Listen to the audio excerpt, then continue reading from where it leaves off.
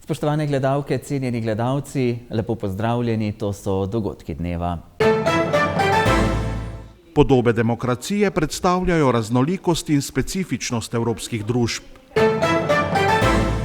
Začela se je akcija zbiranja nevarnih odpadkov.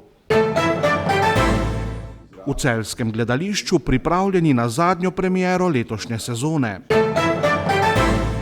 Cilj druge etape jubilejne dirke po Sloveniji bo v Rogaški Slatini. Podobe demokracije je naslov razstave, ki so jo včeraj zvečer odprli v prostorih začasne rabe na Glavnem trgu 8 v Celju. Na panojih je predstavljenih 23 enot arhivskega gradiva, ki predstavlja raznolikost in specifičnost evropskih družb. V prostoru začasne rabe na Glavnem trgu 8 v Celju so odprli razstavo z naslovom Podobe demokracije, izbrano gradivo iz arhivov držav Evropske unije. Razstavo sta pripravila Europe Direct Savinjska, ki deluje pod okriljem Celjskega mladinskega centra, in Zgodovinski arhiv Celje. Informacijska točka Europe Direct Savinjska vsako leto nagovarja različne prioritete Evropske unije in seveda letos v ospredju volitve v Evropski parlament in pa predvsem 1. maja smo imeli 20 let članstva Slovenije v Evropski uniji. In želeli smo na drugačen način predstaviti, kakšno pot smo prehodili, da smo danes tukaj, kot smo. Zato smo k sodelovanju povabili Zgodovinski arhiv Celje, da je z 23 drugimi arhivi iz drugih držav Evropske unije prispeval gradiva, ki nakazujejo, kaj za njih predstavlja aktivna participacija. Kako si jo predstavljamo tako na lokalnih kot na nacionalnih obsegih in področjih, in ta razstava to predstavlja. V enem segmentu pa seveda tudi kronološki pregled prehojene slovenske poti v teh 20 letih, ki smo jo naredili. Na panojih je 23 enot arhivskega gradiva, ki odsevajo podrobnosti in hkrati poudarjajo raznolikost ter specifičnost evropskih družb. Je zalogaj, ker 23 različnih zgodovinskih arhivov si drugače interpretira in predstavlja, kar ne pomeni, da je narobe, ampak samo drugače. In tu spraviti v rdečo nit in v razstavo, ki ima glavo in rep, je bil kar zalogaj, ki smo ga pa v 5 mesecih uspeli narediti. Nas veseli, da je ta razstava tukaj. Na ogled bo tudi v Zgodovinskem arhivu Celje v mesecu juniju.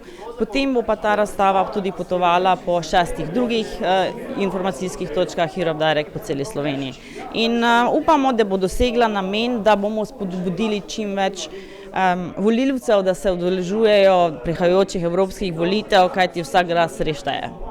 Gradivo osvetljuje pomembne zgodovinske trenutke, kot so razvoj volilne pravice, procesi demokratizacije, masovna zborovanja, politične prelomnice in podobno. Pravzaprav gre za projekt, ki traja aktivno, tam bom rekel nekaj od februarja, marca do navadno do junija, ko mi za Mednarodni arhivski teden predstavimo gradivo sicer v drugačni obliki. Vedno izdamo tiskano in elektronsko publikacijo, tokrat smo pa na pobudo Mladinskega centra Celje. In tudi ta tema se nam je zdela kot nalad za to, ta klic po demokraciji, hkrati te volitve, ki bodo sinhrono potekle po vseh deželah, državah Evropske unije, se nam je zdelo zanimivo, da bi s tem animirali tudi druge arhive iz drugih držav Evropske unije. In je pravzaprav smatran kar kot uspeh, da je tukaj na tej razstavi, kot rečeno, 23 različnih arhivov, spet arhivov iz različnih nivojev, od mestnih, okrožnih, enih delih, filmskih arhivov recimo, sodeluje s prispevki tukaj. In je pravzaprav to že, se mi zdi, za naš arhiv in skupaj z arhivom iz IPRA, s katerim vsako leto to zadevo snujemo, kar zelo uspešen projekt.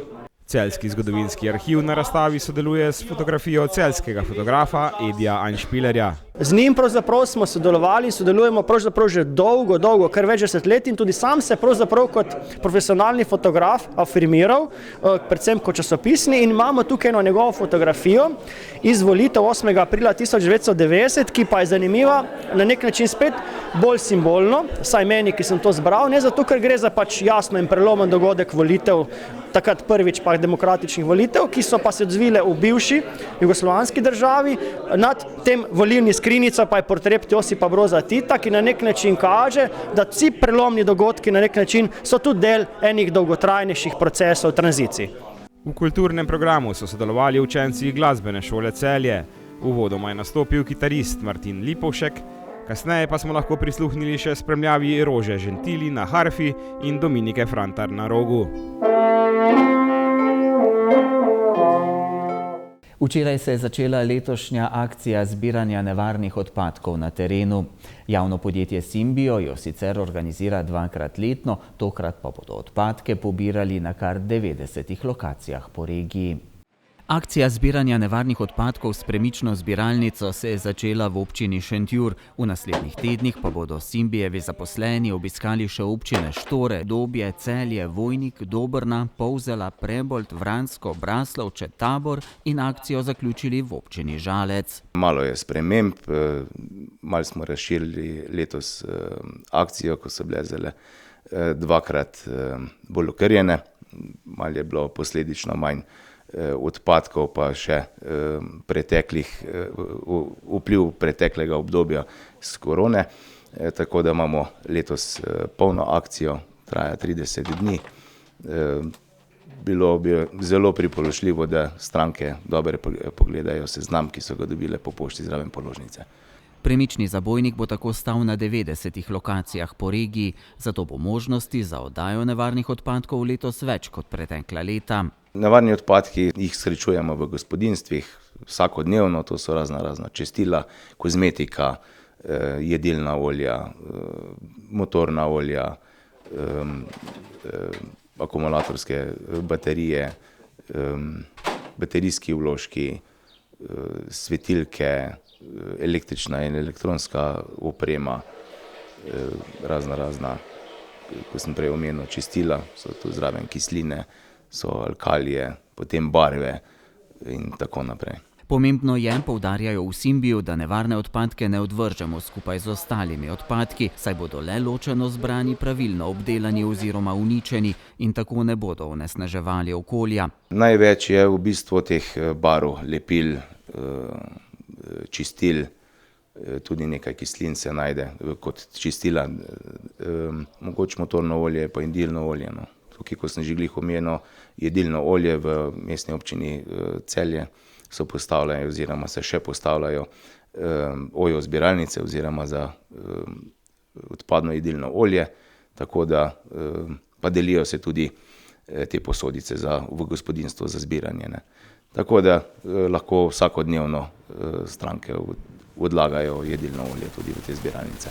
Prav tako opozarjajo, da akcija ni namenjena zbiranju kosovnih odpadkov in da je te prepovedano odlagati tudi ob zabojnike za redni odvoz odpadkov. Ob ekološke otoke, ob nadzemnice, podzemnice, ko so skupne zbiralnice, da se tu ne odlagajo kosovni odpadki, da morajo stranke uporabljati po navodilih manjše vrečke za odlaganje, tako da lahko odložijo v predal. Zraven teh ojo zbiralnic tudi ne sodijo kosovni odpadki in v njih ne sodi odpadno motorno olje. Tako kosovne kot nevarne odpadke lahko sicer celo leto brezplačno odložite v zbirnih centrih podjetja Simbio. Troja je naslov zadnje premiere letošnje sezone v Slovenskem ljudskem gledališču Celje. 7. premiero te sezone, s katero bodo gledalce popeljali po centru starodavnega Celja, bodo prvič uprizorili v soboto 11. maja ob 19. uri. Tokrat malo oziroma kar precej drugače. Slovensko ljudsko gledališče Celje za svojo zadnjo, 7. premiero letošnje sezone pripravili, kot so sami zapisali, gledališko-glasbeni ambientalni omnibus z naslovom Troja, ki je krstna izvedba. Avtorji besedil so Matija Solce, Katja Gorečan, Tanja Potočnik in Anže Zevnik. S tem avtorskim projektom bo naše knežje mesto postalo prostor gledališča. Gledalci se bodo na pot odpravili v majhnih skupinah. Z iste začetne točke jih bo interaktivni zemljevid naključno usmerjal na posamezna prizorišča po mestu, kjer se zrcali preteklost. Premiera bo v soboto 11. maja ob 19. uri, s predpremiero en dan prej.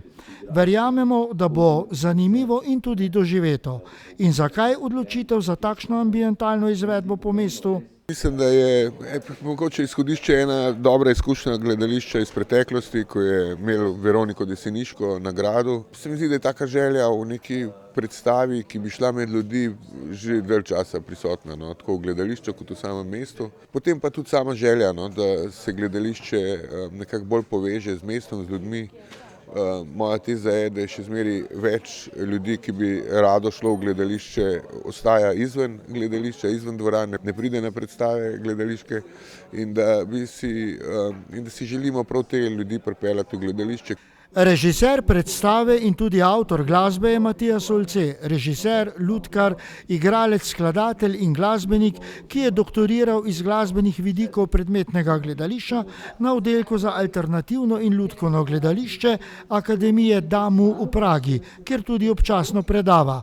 S svojimi avtorskimi predstavami pa je že nekajkrat obšel svet in prejel več pomembnih nacionalnih in mednarodnih nagrad. In kaj je njegovo glavno sporočilo te predstave? Prva je ta, nemogoče je mogoče. Ja, druga pa pač glih to, site specific pomeni prostorsko prilagojeno, to pa ne pomeni samo prostorsko prilagojeno, to pomeni družbeno, časovno, v kontekstu delati gledališče izven ustaljenih prostorov in na ta način sporočati pač gledalcem, da je iluzija neka stvar vsakdana. Dramaturginja predstave Mojca Redko pa o značilnostih predstave razmišlja. Nastavlja pa sva neke principe, ki peljajo torej zgodbo naprej in ki ustvarjajo napetost, tisto nujno, kar potrebujemo. V bistvu je pri tem vsem moškem ženskem principu je pa tako ali tako glavna tema vojna. In tisto, kar je naše odločno stališče, je, da vojna ni dopustna, da vojna pomeni kadarkoli se začne dogajati genocid, da je to klanje človeka in da ni nobenega izgovora nikoli, nikdar, nikjer, kdo ima prav ali kdo nima prav ali kaj je treba. Ne, vojna je slaba. Predstavo Troja je oblikovala kar 14-članska umetniška ekipa in še številčnejša, kar 24-članska igralska zasedba. Kot gost v njej sodeluje tudi Celjan Anže Čater, ki ga poznamo tudi kot glasbenika. Kako je bilo pripravljati to uprizoritev? Študij je bil zelo, zelo lep, predvsem neobičajen. Če sem lahko malo lokal patriot, se mi zdi, da sem zelo vesel tudi za Celje, ker je to za Celje bo izredno lep dogodek, nekaj, kar se bojo Celjani sigurno zapomnili za dolgo, dolgo časa. Po drugi strani pa seveda tudi za naš teater, ker je to se je tudi pokazalo kot velika povezanost gledališča z mestom Celje, na ta način še bomo bolj povezani. Kot smo slišali, smo se Celjani odlično odzvali pri sodelovanju v pripravi na uprizoritev, ki bo na različnih mestih po centru Celja.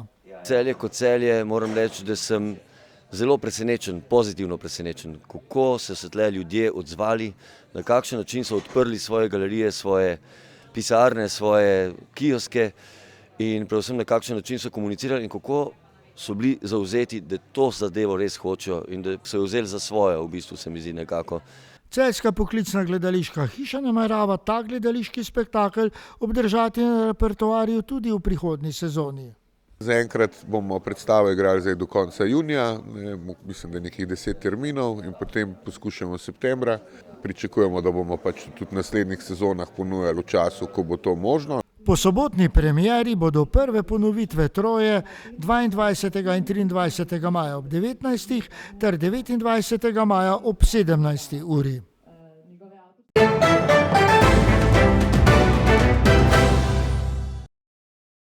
Z etapo od Murske Sobote do Ormoža se bo 12. junija začela jubilejna 30. kolesarska dirka po Sloveniji. Letos bo na dirki nastopilo rekordnih 23 ekip, od tega jih bo 7 iz najvišjega svetovnega ranga World Toura. Za ljubitelje kolesarstva na Celjskem bo najbolj zanimiva druga etapa, ki se bo začela v Žalcu, zaključila pa v Rogaški Slatini.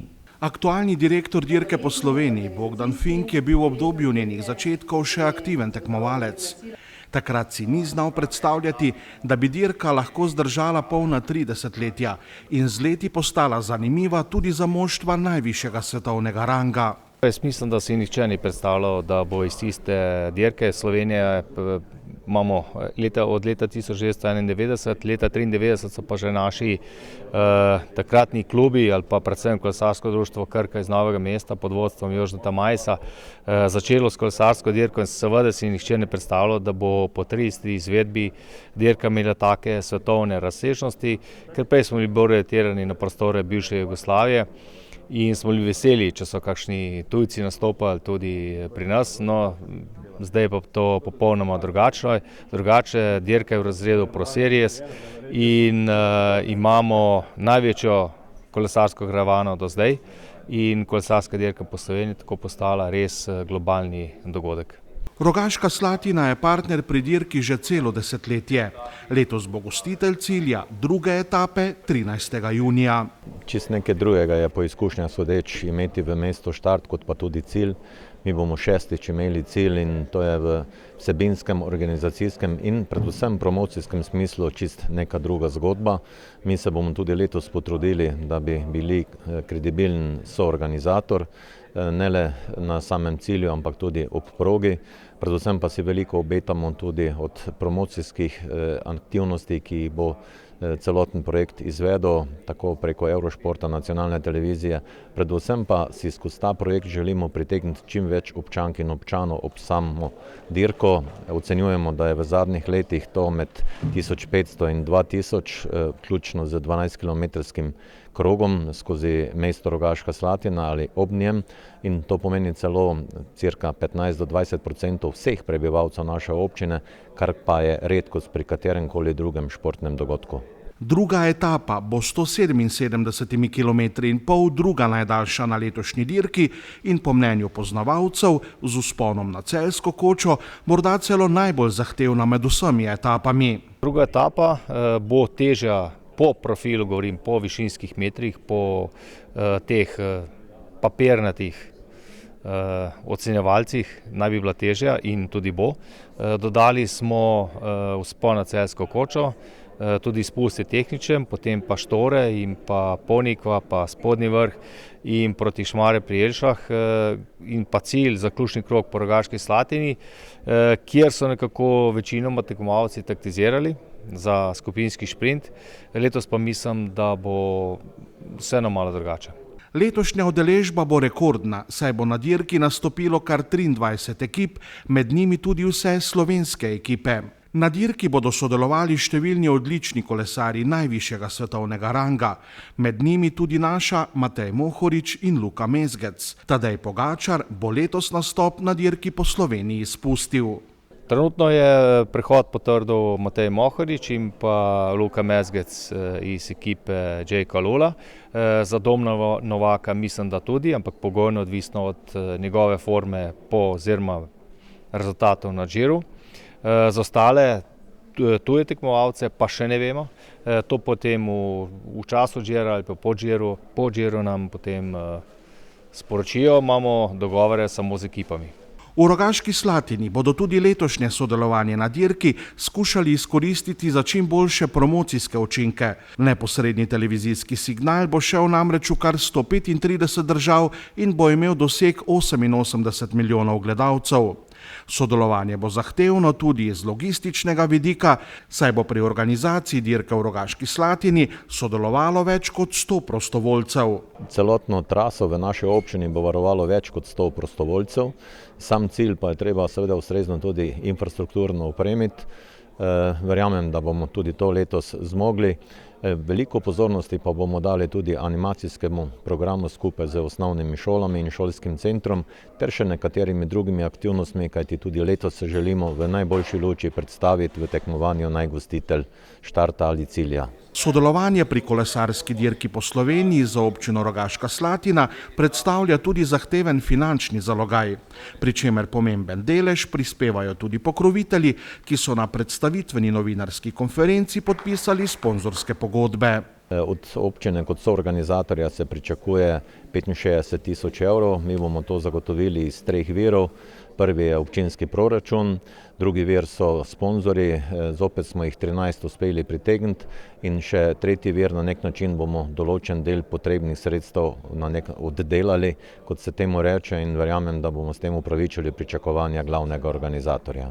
V Rogaški Slatini se nadejajo, da bi raznolik spremljevalni program, okrog 2000 gledalcev v progi ter že desetletje sodelovanja pri dirki lahko bili zadostni razlogi, da bi bila Rogaška Slatina letos med najresnejšimi kandidati za naziv najgostitelj dirke. Mi se že vsa leta trudimo, da bi bili tudi konkurenčni v tem tekmovanju. Tudi letos se bomo, dodali bomo še eno ali dve novi vsebini, ampak o tem takrat, ko bomo to pripravili, torej do same dirke, seveda pa je vse ostalo v rokah komisije in mi verjamemo, zaupamo. Mogoče bi pa bilo fajn, da pridemo tudi mi na vrsto. Zmagovalec druge etape bo 13. junija, nekaj po 15. uri, prejel tale pokal Steklarne Rogaška, ki je težak več kot 5 kilogramov. Košarkarji Šentjurja letošnjo sezono zaključujejo na končnem 8. mestu. Sinoči so v dvorani Tivoli v Ljubljani izgubili še drugo četrtfinalno tekmo proti Cedeviti Olimpiji, ki je bila v četrtfinalni seriji boljša z 2-0 v zmagah.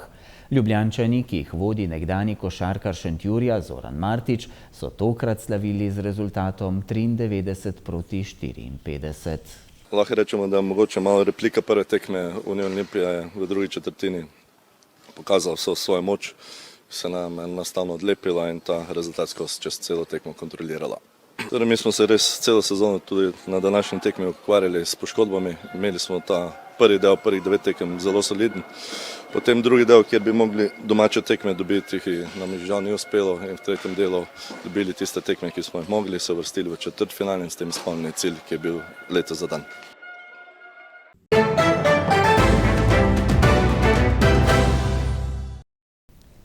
Po noči bodo padavine povsod ponehale, burja na Primorskem se bo nekoliko okrepila. Jutri se bo postopno razjasnilo, pihal bo severovzhodni veter, na Primorskem šibka do zmerna burja. Najnižje jutranje temperature bodo od 7 do 12, na Primorskem okoli 14, najvišje dnevne od 17 do 21, na Primorskem do okoli 24 stopinj Celzija. V petek in soboto bo delno jasno, veter bo oslabel, nekoliko topleje bo. Spremljali ste sredine dogodke dneva, hvala za pozornost, prijeten večer in nasvidenje.